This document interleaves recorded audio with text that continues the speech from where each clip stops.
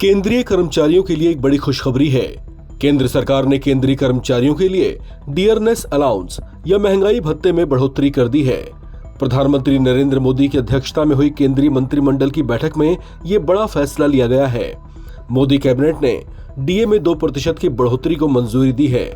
इस तरह से केंद्रीय कर्मचारियों को मिलने वाला डीए 53% से बढ़कर अब 55% हो जाएगा। हालांकि डीए में बढ़ोतरी को लेकर जो अपेक्षाएं की जा रही थीं, उस लिहाज से ये कम ही रहीं, क्योंकि केंद्रीय कर्मचारियों के लिए पिछले 78 महीनों में ये सबसे कम महंगाई भत्ता बढ़ाया गया है। CPI-IW या all India consumer price index के जारी होने के बाद ये तय हो गया था कि जनवरी 2025 से DA/DR 2% बढ़ेगा।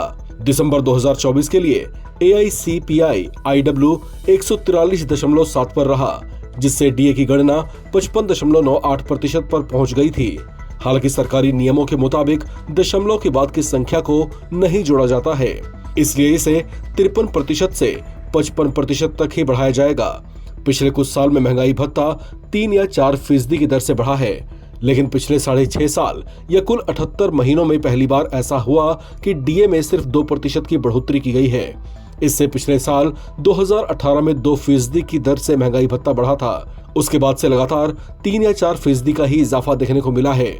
इस खबर से केंद्रीय कर्मचारियों को तगड़ा झटका लगा है। दरअसल नया पे कमीशन लागू होने से पहले महंगाई भत्ते में जितनी ग्रोथ होगी उतना कर्मचारियों को फायदा मिलेगा, लेकिन अभी 8वें वेतन आयोग का ऐलान हुआ है और ठीक ऐलान के बाद महंगाई भत्ते में सिर्फ 2% की बढ़ोतरी की गई है।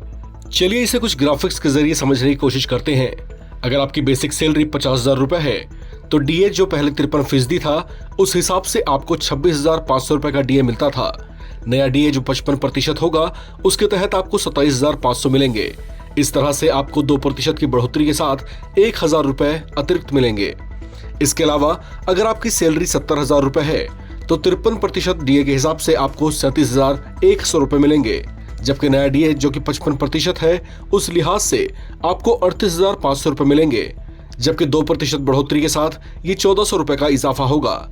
वही अगर आपकी बेसिक सैलरी 1 लाख रुपए है, तो 53% डीए के हिसाब से आपको 53,000 रुपए, जबकि नए दर 55% डीए के हिसाब से आपको 55,000 रुपए मिलेंगे। इस तरह से डीए में बढ़ोतरी 2,000 रुपए की आपको मिलेगी। आपको बता दें कि 8वें केंद्रीय वेतन आयोग के गठन की भी घोषणा पहले ही कर दी गई है। जनवरी में ही मोदी कैबिनेट ने इसके गठन का ऐलान कर दिया था। ऐसे में लाखों केंद्रीय कर्मचारी और रिटायर्ड कर्मी वेतन और पेंशन बढ़ने के इंतजार में हैं। एक्सपेंडिचर सेक्रेटरी या व्यय सचिव मनोज गोविल ने बताया है कि 8वां वेतन आयोग अप्रैल तक गठित किया जा सकता है। रिपोर्ट के मुताबिक केंद्रीय कैबिनेट को TOR या संदर्भ की शर्तों पर अपनी रजामंदी देनी होगी। ऐसी संभावनाएं हैं कि जनवरी 2026 से नया वेतन आयोग लागू हो सकता है। इस खबर में फिलहाल इतना ही। बाकी अपडेट्स के लिए आप बने रहें NBT ऑनलाइन के साथ।